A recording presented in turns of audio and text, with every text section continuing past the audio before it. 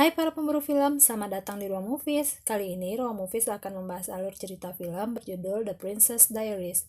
Film ini tayang pada tahun 2001, bercerita tentang kehidupan seorang gadis SMA yang tiba-tiba berubah saat tahu kalau dirinya adalah seorang putri kerajaan. Biar nggak penasaran, yuk kita simak alur cerita lengkapnya. Di awal film kita akan melihat seorang gadis SMA bernama Amelia Thermopolis, atau yang lebih dikenal dengan nama Mia. Kacamata tebal dan rambut keriting panjangnya membuat penampilan Mia jauh dari kesan cantik.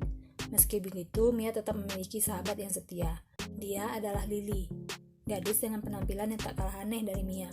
Selain Lily, saudara laki-laki Lily yang bernama Michael juga dekat dengannya. Michael bahkan sering memperhatikan Mia, tapi Mia sama sekali tak menyadari ini, karena Mia ternyata sudah menyukai cowok lain di sekolahnya. Cowok beruntung ini bernama Josh. Sayangnya, Josh sudah memiliki kekasih, seorang cewek populer bernama Lana yang jadi cheerleaders di sekolahnya. Hari itu Mia memiliki kelas debat. Josh yang tampil pertama terlihat begitu mengesankan. Dia mendukung ide pakaian casual untuk para siswa sekolahnya. Setelah Josh, giliran Mia pun datang. Dia ditugaskan untuk memberi sanggahannya atas ide ini. Sayangnya Mia yang gugup membuat penampilannya kacau dan jadi bahan tertawaan. Kabar ini sampai ke telinga Helen, ibu Mia. Mia pun menjelaskan bahwa dia tak akan pernah menjadi pembicara publik yang baik. Di tengah-tengah pembicaraan ini, Helen mengabarkan kalau Clarice, nenek Mia, menelpon dan ingin mengajak Mia bertemu. Meski kesal dengan sikap Clarice yang selama ini mengabaikan mereka, Mia tetap setuju untuk bertemu dengannya. Sesuai janji, Mia pun menemui Clarice. Di sana, Clarice menceritakan latar belakang Mia yang sebenarnya. Ternyata Mia adalah putri kerajaan Genovia. Gelar ini Mia dapatkan karena ayah Mia adalah seorang putra mahkota. Namun karena ayahnya meninggal, maka Mia lah yang kelak akan memimpin Genovia. Hal yang tak pernah Mia harapkan, apalagi selama ini Mia merasa kalau dirinya tak pernah memimpin apapun, bahkan tak dianggap oleh siapapun. Gara-gara masalah ini, Mia bertengkar dengan Helen. Mia merasa Helen sudah berbohong karena menutupi jati diri Mia yang sebenarnya, padahal Helen melakukan ini untuk melindungi Mia. Kekesalan Mia makin bertambah ketika melihat kedatangan neneknya, apalagi saat Clarice mengatakan keinginannya untuk memperkenalkan Mia pada pers di ulang tahun Genovia. Sadar kalau anaknya tak bisa didesak, Helen pun mengambil keputusan. Dia mengatakan kalau Mia akan memberi keputusannya pada hari ulang tahun Genovia. Di sana, Mia akan menerima statusnya sebagai putri kerajaan Genovia atau secara resmi melepaskannya. Mia dan Clarice pun setuju. Karena perjanjian ini, Mia harus mengikuti kelas tata krama. Di sini, Mia harus belajar berjalan, berdiri, dan duduk layaknya seorang putri. Tapi bukan Mia namanya kalau tak mengacaukan semua ini. Di luar pelajaran tata krama ini, hari-hari Mia masih berjalan seperti biasanya. Teman-teman sekolah masih sering mengejek dan mengerjai Mia. Hanya Lily dan Michael yang baik dengannya. Michael bahkan menawarkan diri untuk memperbaiki mobil Mia yang rusak tanpa harus mengeluarkan biaya. Tapi Mia menolak tawaran itu. Di sini teman Michael sadar bahwa Michael menyukai Mia. Persiapan Mia sebagai seorang putri masih terus berlanjut. Kali ini Mia berkenalan dengan Paulo, seorang makeup artis yang akan merombak penampilan Mia. Dengan berbagai kerumitan yang ada, Paulo berhasil mengubah Mia yang culun menjadi seorang gadis yang cantik, hingga membuat Michael yang melihat penampilan baru Mia jadi amat terpesona. Sayangnya Lily tak menyukai penampilan baru Mia ini. Lily yang menganggap Mia berubah terus saja menceramahinya. Meski awalnya sedih dan nyaris bertengkar, Mia akhirnya bercerita tentang alasan perubahannya ini. Lily yang tahu bahwa Mia adalah seorang putri pun kaget.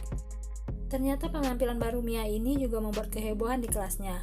Ada yang memuji, ada juga yang mengejek Mia. Disinilah Lily tampil untuk membela Mia. Hari pun berlalu. Michael yang berangkat bersama Mia mengundang Mia untuk melihat latihan bandnya. Ada 2 lagu baru yang akan Michael tunjukkan pada Mia malam minggu ini. Mia senang dan menerima undangan Michael.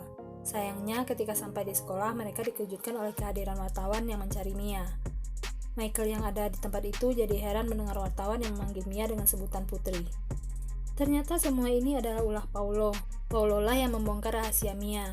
Dia merasa bahwa kecantikan Mia adalah hasil dari tangan dinginnya. Untungnya Clarice dengan cepat membereskan masalah ini. Tapi Mia tetap saja kesal. Lily datang dan menghibur Mia.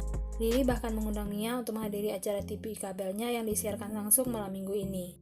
Setelah semua masalah yang ada, Mia kini disibukkan dengan acara makan malam kenegaraan pertamanya. Di sana, Mia diperkenalkan kepada tamu undangan.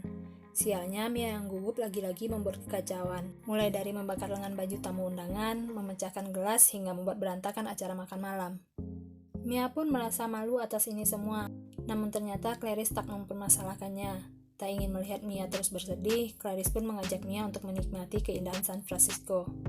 Di sana, Mia menjadi tour guide Clarice dan mengajak Clarice jalan-jalan dengan mobilnya. Mereka pun menikmati beragam permainan yang ada. Sayangnya dalam perjalanan pulangnya, Mia dan Clarice malah terlibat kecelakaan. Lagi-lagi, Clarice membereskan masalah ini dengan mudah. Disinilah Mia melihat pesona Clarice sebagai seorang ratu. Waktu terus berlalu, sosok Mia sebagai seorang putri makin dikenal luas. Ada anak-anak kecil yang meminta tanda tangannya, Lana yang mengaku-ngaku sebagai sahabat Mia, Michael yang hanya bisa memperhatikan Mia dari jauh, hingga Josh yang mengaku putus dari Lana dan membenci sikap pansosnya. Padahal John sendiri sedang berusaha mendekati Mia. Dia mengajak Mia menghadiri pesta pantai yang akan diadakan malam minggu ini. Mia yang bahagia tentu saja menerima. Dia bahkan curhat pada Michael tentang undangan Josh tadi. Di sini Michael mencoba mengingatkan Mia tentang janji Mia untuk melihat latihan band Michael. Karena lebih memilih Josh, Mia mengatakan bahwa dia akan melihat latihan Michael minggu depan saja. Hal ini tentu saja membuat Michael kecewa. Hari Sabtu pun tiba. Mia terlihat gugup mempersiapkan kencan pertamanya. Apalagi dia sangat menginginkan sebuah ciuman romantis di mana seorang gadis akan mengangkat salah satu kakinya ketika dikecup oleh seorang pria. Helen yang mendengar ini hanya bisa tertawa mendengar penjelasan anaknya. Ternyata pesta pantai itu berlangsung sangat meriah. Mia yang diajak Josh berlayar dengan perahu terlihat sangat bahagia. Saking bahagianya, Mia bahkan lupa menghadiri acara TV kabel Lily. Hingga Lily meminta Jeremiah untuk membantunya sambil menunggu kehadiran Mia. Tapi di pantai, Mia justru larut dengan acara mereka. Sayangnya di tengah-tengah acara itu, wartawan datang untuk meliput kegiatan Mia. Mia yang kaget langsung bersembunyi di balik pondok tepi pantai. Josh yang mengikuti Mia berusaha menenangkan gadis itu. Josh bahkan merayu Mia agar bisa menciumnya, tapi Mia yang merasa tak nyaman menolak ciuman itu. Malam pun semakin larut, Lily terpaksa menutup acaranya tanpa kehadiran Mia. Sementara Josh yang merasa keadaan sudah aman mengajak Mia untuk keluar dari pondok. Di sini ternyata para wartawan sudah menunggu mereka. Bukannya melindungi Mia, John justru memanfaatkan momen itu untuk mencium Mia di depan kamera. Mia marah dan memukul Josh. Dia juga berusaha untuk kabur dari wartawan yang terus mengejarnya. Di sini Lana justru menjebak Mia dengan memanggil wartawan saat Mia sedang berganti pakaian. Masalah ini ternyata sampai ke telinga Clarice. Clarice sangat kecewa dengan sikap Mia dan pemberitaan yang dia terima. Clarice bahkan mengatakan kalau Mia telah membuat keputusan yang tepat dengan menolak tugasnya sebagai seorang putri. Tapi Joe, kepala keamanan Clarice, justru membela Mia. Joe tahu kalau Mia sedang dimanfaatkan oleh teman-temannya. Namun Joe bisa melihat sisi baik Mia, hingga membuat dia yakin kalau Mia bisa mengemban tugasnya sebagai seorang putri. Esoknya keadaan benar-benar berubah. Teman-teman sekolah mulai mengejek dan mengabaikan Mia. Lily juga marah, karena Mia tak hanya membuat saudaranya patah hati, tapi juga mengabaikan acara TV kabel Lily. Keduanya pun bertengkar. Di sini Mia mengatakan kalau keinginan Lily terkabul, karena Mia tak akan menjadi seorang putri. Namun ternyata Mia salah. Lily justru senang saat tahu kalau Mia adalah putri Genovia, karena posisi itu akan memberi Mia kekuatan. Mia juga akan didengar oleh banyak orang. Mendengar kata-kata ini, Mia pun akhirnya meminta maaf. Dia juga mengundang Lily ke acara ulang tahun Genovia. Lily senang dan mereka pun berbaikan. Scene pun berlanjut ke pelajaran olahraga. Mia yang selama ini lemah dalam pelajaran itu malah mendapat edekan dari Josh. Hal ini membuat Mia semakin kesal dan melampiaskan kemarahannya. Sialnya, bola yang dipukul Mia malah menghajar perut Josh dan membuat Josh kesakitan. Hal ini dimanfaatkan Mia untuk berlari kencang dan memenangkan pertandingan. Malamnya Michael datang ke rumah Mia. Mia sangat senang. Padahal Michael kesana hanya untuk mengantar mobil Mia yang baru saja selesai diperbaiki. Sadar kalau Michael masih marah, Mia pun meminta maaf. Dia juga mengundang Michael untuk menghadiri acara ulang tahun Genovia. Sayangnya, Michael yang terlanjur kecewa justru menolak undangan itu. Penolakan Michael ini membuat Mia bersedih.